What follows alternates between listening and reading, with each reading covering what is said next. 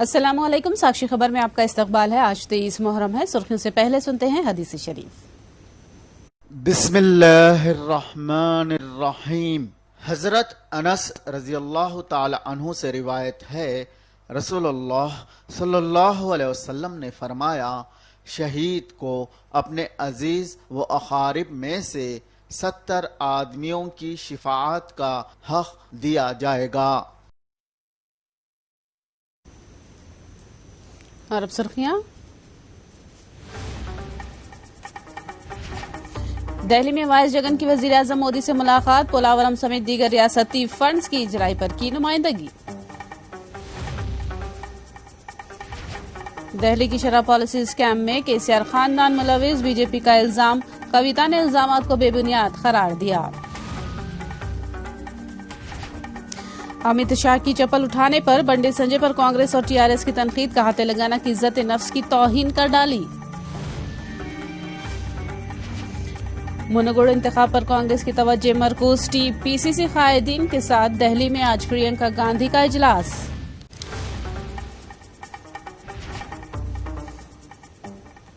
और अब तफसील। दिल्ली में एपी के वजीर आला जगन मोहन रेड्डी ने वजीर आजम मोदी से मुलाकात की। रियासत से मुतालिक अहम उमूर पर दोनों कायदीन ने तबादिले ख्याल किया। बताया जाता है कि पोलावरम प्रोजेक्ट के लिए फंड्स का हुसूल इस मुलाकात का कलीदी मकसद है। साथ में जगन ने पोलावरम प्रोजेक्ट के मुतासिरीन को R&R पैकेज की मांग की है। इसके अलावा रिसोर्स गैप के तहत 32,625 करोड़ रुपए की इजराई और कौमी ग़िज़ाई तमानियत रोजगार योजना कानून के तहत मुस्तहिकीन के साइंसी इंतखाब जैसे उमूर पर जगन ने वजीर आजम को एक याददाश्त पेश की। पोलावरम की तकमील के लिए मरकज से दरकार ताउन की ख्वाहिश जाहिर की। वजीर आजम को मजीद तफसील पेश करते हुए कहा कि पोलावरम की तामीर के लिए रियासत ने 2,900 करोड़ रुपए खर्च किए हैं, जिसे उन्होंने जल्द लौटाने की मांग की। पोलावरम की तरमीम शुदा तखमीने को भी मंजूरी देने की गुजारिश की है।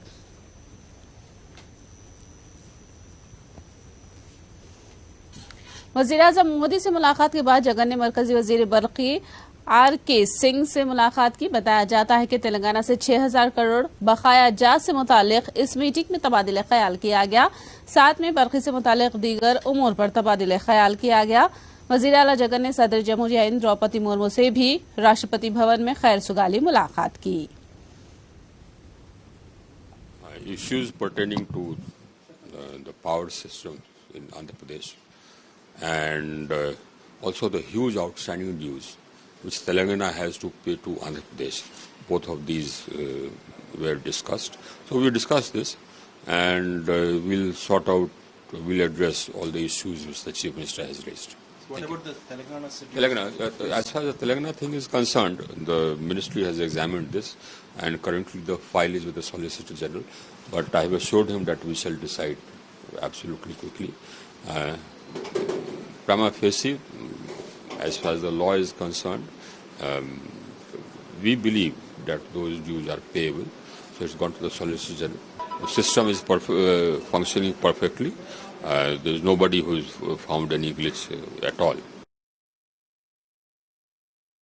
बीजेपी के एमपी प्रवेश वर्मा ने दिल्ली की शराब पॉलिसी तनाज़े में तेलंगाना के वजीर आला केसीआर के खानदान को घसीटा है। वर्मा ने दावा किया कि दिल्ली की जो शराब पॉलिसी बनाई गई थी उस वक्त केसीआर खानदान के अफराद शरीक थे। उन्होंने दावा किया कि दिल्ली की मुतनाज़ा पॉलिसी पर बंगाल और तेलंगाना में भी अमल हो रहा है। इस तनाज़े में टीआरएस की एमएलसी कविता पर इल्जाम लगाया जा रहा है।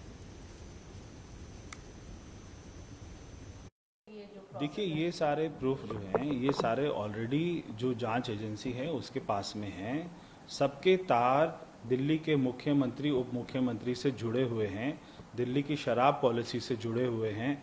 अब उसमें जो जो लोग इन्वॉल्व थे, चाहे वो किसी भी राज्य के थे, किसी भी पॉलिटिकल फैमिली के थे या कहीं के भी कोई भी शराब माफिया थे, वो सबके तार अगर कहीं जुड़ते हैं, उनका एक जो सेंटर पॉइंट है वो है मनीष सिसोदिया और अरविंद केजरीवाल। तो जितने भी लोग उसमें डायरेक्टली इनडायरेक्टली ट्रांजैक्शंस में इन्वॉल्व थे, मीटिंग में इन्वॉल्व थे, सारे पैसे को ट्रांसफर करने में इन्वॉल्व थे, तो वो चाहे कोई भी वो नहीं बच पाएंगे। कविता ने शराब पॉलिसी से मुतालिक बीजेपी की जानिब से आयद किए जाने वाले इल्जामात को बेबुनियाद करार देते हुए मुस्तरद कर दिया। कविता ने कहा कि बीजेपी की पॉलिसी के खिलाफ आवाज उठाने वालों के खिलाफ तहकीकाती एजेंसियों का गलत इस्तेमाल किया जा रहा है। Today I want to make it very, very clear that the allegations that are made on me by BJP party and their party people are completely baseless. The allegations will certainly remain an allegations. They have all the agencies in their hands. They can do whatever investigation that is required. We will completely cooperate. But I just want to say it in front of the nation that my leader, Honorable KCR Garu, who is the Chief Minister of Telangana, has been very vocal and has been very sharp in criticizing the policies of Bharatiya Janata Party government. I believe, we believe, and today people of Telangana believe that rattled by the allegations made by Honorable CM, the Bharatiya Janata Party is trying to malign the reputation of our family. I just want to say this to the nation today. We are the family of fighters. We fought for Telangana. We were on the streets. We were with the people. We never go back in a fight. Today, if you just want to put us down by throwing some baseless allegations at us, it is just going to remain baseless. Nothing is going to come out of it. Today you are in power. You want to use agencies. You want to use media. You want to use everything possible to curtail the voice of opposition. I am so sorry. You are messing with the wrong people. We are not the people who are going to calm down. We are not the people who are going to step down. We are fighters. Telangana people are known to put up a fight and make sure the fight ends in a prosperous result. Tomorrow we want the country to prosper. इसी दौरान दिल्ली के नायब वजीर आला मनीष सिसोदिया ने आज एक tweet करते हुए सनसनी फैला दी है। सिसोदिया ने अपने ट्वीट में दावा किया कि उन्हें पेशकश की गई थी कि अगर वो आप छोड़कर बीजेपी में शामिल होते हैं तो उनके खिलाफ दर्ज तमाम केसेस बंद कर दिए जाएंगे। शराब पॉलिसी में सिसोदिया का नाम शामिल होने और उनके खिलाफ एफआईआर दर्ज होने के बाद सिसोदिया ने यह दावा किया। बीजेपी में शामिल होने पर ईडी और सीबीआई की जानिब से दर्ज किए जाने वाले केसेस खत्म कर दिए जाएंगे। दो ऑफर है, एक तो ये कि आपके सीबीआई ईडी जितने भी आपके खिलाफ मुकदमे दर्ज किए जा रहे हैं, बड़े बड़े केस बनाए जा रहे हैं सो कॉल्ड, इन सबको वापस ले लेंगे। आप अलग हो जाइए और पार्टी तोड़ लीजिए, हम आपको मुख्यमंत्री बना देंगे। तो मैंने बहुत स्पष्ट शब्दों में उसका जवाब दिया और मैं आपके सबके माध्यम से भी देना चाहता हूं कि अरविंद केजरीवाल जी मेरे राजनीतिक गुरु हैं और मैंने इनसे सीखा है। इन्हीं के मार्गदर्शन में दिल्ली में एजुकेशन में इतने बड़े बड़े बदलाव हुए हैं, इनके विजन के फलस्वरूप हुए हैं।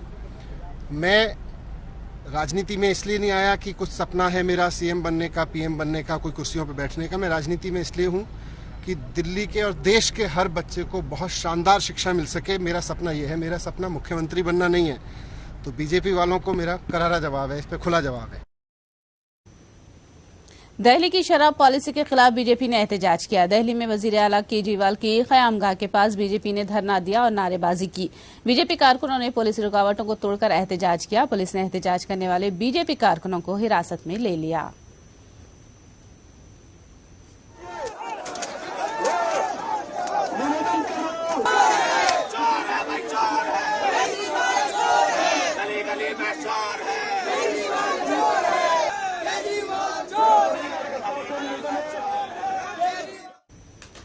मुनगोड़ में कांग्रेस अपनी नशिस्त बरकरार रखने पर तवज्जो मरकूज की है। इसके लिए प्रियंका गांधी खुद मैदान में उतर आई हैं। प्रियंका ने तेलंगाना कांग्रेस कायदीन को आज शाम दिल्ली तलब किया है। पीसीसी चीफ रेवंत रेड्डी समेत भट्टी विक्रमार्का, जीवन रेड्डी, उत्तम कुमार रेड्डी, कोमट रेड्डी, वेंकट रेड्डी, मधु याशी गौड़ और दामोदर रेड्डी को हाईकमान का बुलावा आया है। इम्कान है कि प्रियंका गांधी तमाम लीडरों को आपसी इत्तेफाक के साथ काम करते हुए ज़िमनी इंतखाब में जीत को यकीनी बनाने की तरगीब देंगी। उम्मीद है कि प्रियंका गांधी मुनगोड़ इंतखाबी मुहिम में हिस्सा लेंगी। तेलंगाना बीजेपी के सदर बंडी संजय पर रियासती वजीर केटीआर ने ट्वीट के जरिए रिमार्क किया। उन्होंने कहा कि गुजरात से ताल्लुक रखने वाले दिल्ली कायदीन के चप्पल उठाने वाले गुलाम कायदीन को तेलंगाना की आवाम देख रही है। केटीआर ने कहा कि तेलंगाना की इज्जत नफ्स की तौहीन करने वाले को मुनासिब जवाब देकर तेलंगाना की इज्जत नफ्स को बरकरार रखने के लिए तेलंगाना आवाम तैयार हैं। बीजेपी ने गुलामी की सियासत को उफक पर लाया है। कांग्रेस लीडर अदन की दियाकर ने ये बात कही। उन्होंने कहा कि बंडी संजय ने अमित शाह के चप्पल उठाकर तेलंगाना की आवाम की तौहीन की है। उन्होंने बरहमी जाहिर करते हुए कहा कि तेलंगाना की इज्जत नफ्स को बंडी संजय ने मोदी और अमित शाह के पास रहन रख दिया है। अदन की दियाकर ने कहा कि बीजेपी गुलामी की सियासत की हौसला अफजाई कर रही है। ఎన్నో త్యాగాల పునాదుల మీద తెలంగాణ ఉద్యమం ద్వారా తెలంగాణ రాష్ట్రం సాధించుకున్న ఈ రోజుల్లో, పూర్తిగా ప్రజాస్వామ్యయుతంగా ప్రజలు మారుతున్న ఈ రోజుల్లో బండి సంజయ్ ఇవాళ అమిత్ షా చెప్పులు మోయడాన్ని ఏ తరహా చైతన్యం అనుకుందాం? కేవలం బానిసత్వాన్ని ఈరోజు ప్రస్ఫుటమయ్యే విధంగా తను చేసిన చర్య తెలంగాణ సమాజమే కాదు, యావత్ భారతదేశం సిగ్గుపడాల్సిన అవసరం ఉంది. ఎందుకంటే ఈ బానిసత్వం మీద, వారసత్వం మీద మోడీ, బీజేపీ, ఆర్ఎస్ఎస్ చాలా పెద్ద ఎత్తున మాట్లాడతారు. కానీ చివరాఖరికి మీ రాష్ట్ర అధ్యక్షుడు చేస్తున్నది ఏంటంటే నాయకుల చెప్పులు మోసే కల్చర్ను ప్రపంచానికి మళ్ళొక్కసారి ఇలా పరిచయం చేస్తున్నట్టుగా కనపడుతున్నది. ఇదేనా తెలంగాణ ఆత్మగౌరవం? ఇదేనా జాతీయ ఆత్మగౌరవం? ఇలా ఆలోచించాల్సింది తెలంగాణ ప్రజలు. మునుగోడు ఆత్మగౌరవం అనే పేరు మీద వాళ్ళు ఎన్నికలకు పోతున్నారు. కానీ తెలంగాణ ఆత్మగౌరవాన్ని మోడీ కాళ్ళ దగ్గర తాకట్టు పెట్టిన ఇలా బండి సంజయ్ ఎలాంటి నాయకుడు ఇలా మనం ఆలోచించాల్సిన అవసరం ఉంది. अमित शाह के चप्पल उठाने पर तेलंगाना के कांग्रेस इंचार्ज मानिक्यम ठाकुर ने ट्वीट के जरिए रिमार्क किया है। तेलंगाना की इज्जत नफ्स के नाम से वीडियो को ट्वीट किया। उन्होंने वीडियो दिखाकर कहा कि ये तेलंगाना में पसमानदा तबके के कायद की हालत का सबूत है।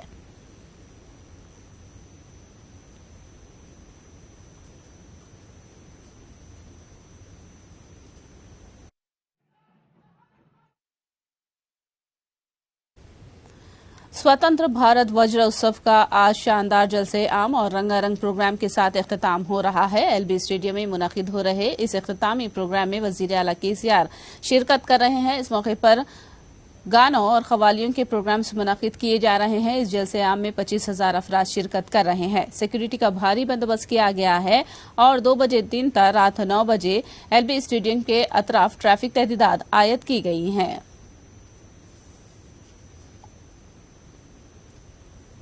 आईएएस ओहदेदार स्मिता सभरवाल की लगातार ट्वीट बहस का मौजू बन गई है। बिल्किस बानो इस्मत रेजी के मुजरिमीन को रिहा करने पर स्मिता सभरवाल मुसलसल सवाल कर रही हैं। उन्होंने बताया कि इन मुजरिमीन को फांसी देना चाहिए, न कि उनका फूलों से इस्तकबाल किया जाना चाहिए। उन्होंने मुजरिमीन की मुआफी को रद्द करते हुए अवाम के भरोसे को बहाल करने की गुजारिश की है। याद रहे कि बिल्किस बानो इस्मत रेजी केस के मुजरिमीन को मुआफी देते हुए गुजरात हुकूमत ने 15 अगस्त को जेल से रिहा किया था।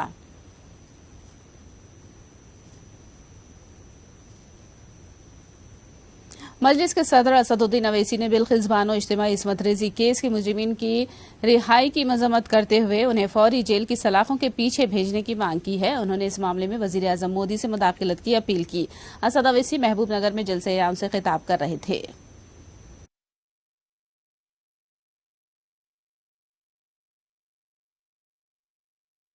मुल्क के वजीर आजम से हर शख्स अपील करता है कि भारत के प्रधानमंत्री, तारीख में आपको किस तरह याद किया जाएगा वो आप फैसला कर लो। आप 2 इलेक्शन जीत चुके हैं, मगर ये इंसाफ का मामला है। ये इंसाफ का मामला है वजीर आजम। आप मुल्क के 133 करोड़ अवाम के वजीर आजम हैं।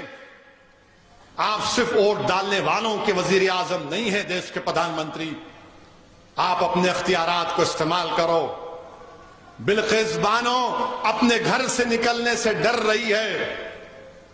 हम देश के वजीर आजम से, मुल्क के वजीर आजम से कहना चाहते हैं, आजादी का अमृत उत्सव मनाइए, मगर देश की 50% आबादी को आपकी सरकार ने, आपकी पार्टी ने गलत पैगाम दिया। ये खवातीन से नाइंसाफी है। जो इंसाफ को पसंद करते हैं वो मायूस हो चुके हैं। जो बाप अपनी बेटी के वास्ते परेशान है वो देखकर बोल रहा है कि मेरी बेटी का क्या होगा। इस मुल्क में कोई दिन नहीं जाता जब हमारी खवातीन पर जुल्म नहीं किया जाता। क्या क्या क्या जुल्म करते हैं। इंसान नहीं है जो औरतों पे जुल्म करते, तुम हैवान हो, याद रखो। जो खवातीन पर जुल्म करता है वो इंसान नहीं है, हैवान है। तुम कमतर जाहिल भी नहीं, बल्कि तुम उस जंगल के शेर से, हैवान से जलील आदमी हो जो खवातीन पर जुल्म करते हैं। हिंदूपुर में एमएलसी शेख मोहम्मद इकबाल ने अजीजिया उर्दू स्कूल में 5 कंप्यूटर्स तकसीम किए। इस मौके पर उन्होंने कहा कि जगन हुकूमत तलबा की तालीमी तरक्की के लिए हर मुमकिन इक़दाम कर रही है। उन्होंने कहा कि जगन हुकूमत विद्या कानूका के जरिए तलबा को तालीमी किट्स फराहम कर रही है।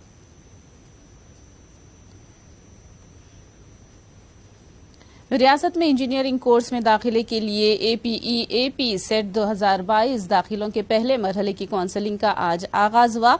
6 सितंबर को सीटें मुख्तस की जाएंगी। इस साल 1,94,752 तलबा ने एपी सेट में शिरकत की और 1,73,552 तलबा कामयाब हुए। 23 अगस्त से 31 अगस्त सर्टिफिकेशन की तस्दीक की जाएगी। फराजी इलाकों में भारी सैलाब की सूरत हाल से लंका देहात में पानी दाखिल होने से आवाम को मुश्किलात का सामना है। लंका देहातों में सड़कें टूटकर बह चुकी हैं, जिससे आमद-ओ-रफ्त में रुकावटें पैदा हुई हैं। तलबा, मुलाजिमीन और सेहत और अशिया जरूरिया के लिए घर से बाहर निकलने वालों को शदीद दुश्वारियों का सामना है। रोजाना पानी जमा हो जाने से कई मुश्किलात पेश आ रही हैं। इस पर मुकामी अवाम ने गहरी तशवीश का इजहार किया है। ఏమైనా ఎమర్జెన్సీ కండిషన్స్ అన్నీ కూడా మేము చూసుకుంటున్నామండి. నెక్స్ట్ మామూలుగా మేము అయితే ఎవరైతే ఉన్నారో అక్కడ ఎవరైతే ఇబ్బందుల్లో ఉన్నారో ప్రతి ఇబ్బంది కూడా మేమైతే అన్ని సహకారాలు అందిస్తున్నామండి. మెడిసిన్ కూడా అందుబాటులో ఉంచుతున్నామండి. ప్రతి ఒక్క మెడిసిన్ కూడా మేమైతే అందుబాటులో ఉంచుతున్నాము. పాము కాటు వరకు ఏ కీటగా సంబంధించినటువంటి పరిస్థితులు ఏర్పడినప్పటికీ అన్నిటికీ మా దగ్గర అవైలబుల్గా వ్యాక్సినేషన్ ఉందండి.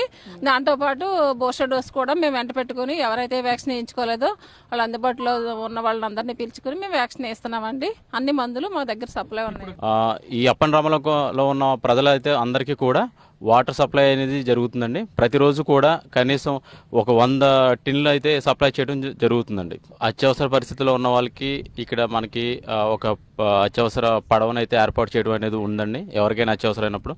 అలాగే ఇప్పుడు ఎవరైతే కాలేజీలకు వెళ్ళే వాళ్ళు, స్కూల్కి వెళ్ళే వాళ్ళు కూడా ప్రత్యేకంగా వాళ్ళకి పడవలు ఇచ్చి వాళ్ళని రప్పించడం అనేది జరుగుతుందండి. पुलिस की मखबरी करने के शक में ही कांस्टेबल सुरेंद्र नाथ का कत्ल किया गया है। नंदियाल एसपी रघुवीर रेड्डी ने ये बात कही। उन्होंने कहा कि सुरेंद्र गैर मुतनाज़ा और डिसिप्लिन के पासदार शख्स थे।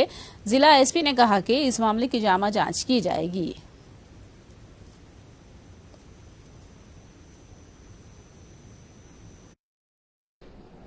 ఇందులో ఒక 5గురి మీద కేసులు ఉన్నాయి, ఒక 4గురి మీద రౌడీ షీట్స్ ఉన్నాయి, నేర చరిత్ర ఉంది. తప్పకుండా వీళ్ళని కస్టడీకి తీసుకున్న తర్వాత ఇంట్రాగేట్ చేసి మిగతా వాళ్ళని కూడా అదుపులోకి తీసుకుంటాం. మంచి కానిస్టేబుల్, డిపార్ట్మెంట్లో డిఎస్పీ ఆఫీస్లో అసెట్. అతను చాలా కమిటెడ్గా, లాయల్గా పనిచేస్తాడు. అదే అతనికి ఈరోజు ఇట్లా అయింది. అంటే ప్రధానమైన ముద్దాయిలు 9 మంది కాకుండా వీళ్ళకి సహకరించిన వాళ్ళు కూడా కొంతమంది ఉండి ఉన్నారు. వాళ్ళని కూడా అదుపులోకి తీసుకుంటాం. ఈ నేర पेदापल्ली जिले के रामागुंडम एनटीपीसी गेट के रूबरू मुलाजिमीन ने धरना दिया। कॉन्ट्रैक्ट मुलाजिमीन की तनख्वाहों में इजाफा करने का मुतालबा करते हुए एहतजाज किया गया। मुलाजिमीन तंजीमों का इल्जाम है कि मुआहिदे पर अमल आवरी में 1 साल से टालमटोल किया जा रहा है। इस मौके पर मुलाजिमीन और सीआईएसएफ जवानों के दरमियान तसादुम की कैफियत पैदा हो गई। मुलाजिमीन को मुंतशिर करने के लिए सीआईएसएफ जवानों ने लाठीचार्ज किया, जिसमें मुलाजिमीन तंजीमों के चंद कायदीन जख्मी हो गए। जख्मियों को अस्पताल मुंतकिल कर दिया गया। आनंदपुर में अगवा की वारदात का मामला पुलिस ने हल कर लिया है। हाई अलर्ट ऐप के जरिए पुलिस ने केस को सुलझा दिया है और केस के 3 मुलजिमीन को हिरासत में ले लिया है। अनंतपुर के फर्स्ट रोड से ताल्लुक रखने वाले जयंत को हिंदूपुर से 3 अफराद ने अगवा कर लिया था। साई किरण के खानदान से नजदीक होने पर उसका कत्ल करने की कोशिश की। पक्की खबर के साथ पुलिस ने जयंत को अगवाकारों के चुंगल से आजाद करा लिया और अगवाकारों को हिरासत में ले लिया। दिल्ली के जंतर मंतर पर किसानों के एहतजाज के पेश नजर सिक्योरिटी का भारी बंदोबस्त किया गया है। बेरोजगारी और फसलों की अकलतरीन उजरत की मांग करते हुए किसान एहतजाज कर रहे हैं। भारतीय किसान यूनियन और दूसरी तंजीमों ने एहतजाज की कॉल दी है। जंतर मंतर पर खड़ी की गई पुलिस की रुकावटों को दूर करने की किसानों ने कोशिश की। इस मौके पर किसानों और पुलिस में झड़पें हुई। किसानों पर दर्ज मुकदमात को वापस लेने की भी मांग की जा रही है।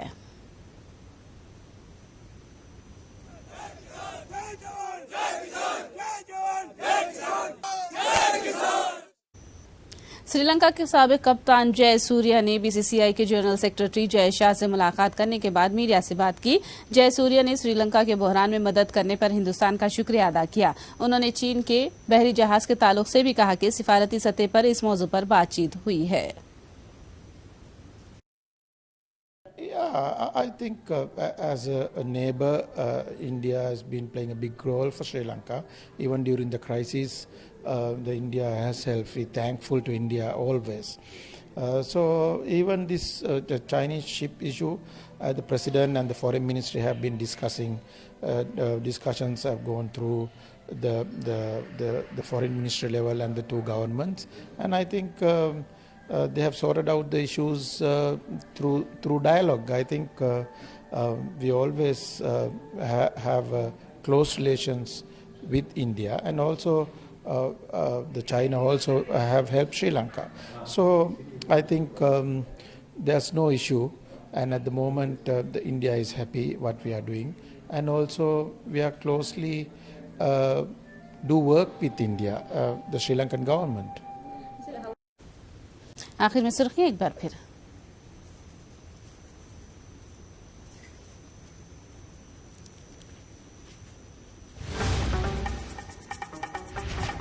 दिल्ली में वाइस जगन की वजीर-ए-आजम मोदी से मुलाकात, पोलावरम समेत दीगर रियासती फंड्स की इजराई पर की नुमाइंदगी। दिल्ली की शराब पॉलिसी स्कैम में केसीआर खानदान मुलविस, बीजेपी का इल्जाम, कविता ने इल्जामात को बेबुनियाद करार दिया। अमित शाह की चप्पल उठाने पर पंडित संजय पर कांग्रेस और टीआरएस की तनकीद, कहा तेलंगाना की इज्जत नफ्स की तौहीन कर डाली। मुनुगुडु इंतखाब पर कांग्रेस की तवज्जो मरकूज, टीपीसीसी कायदीन के साथ दिल्ली में आज प्रियंका गांधी का इजलास।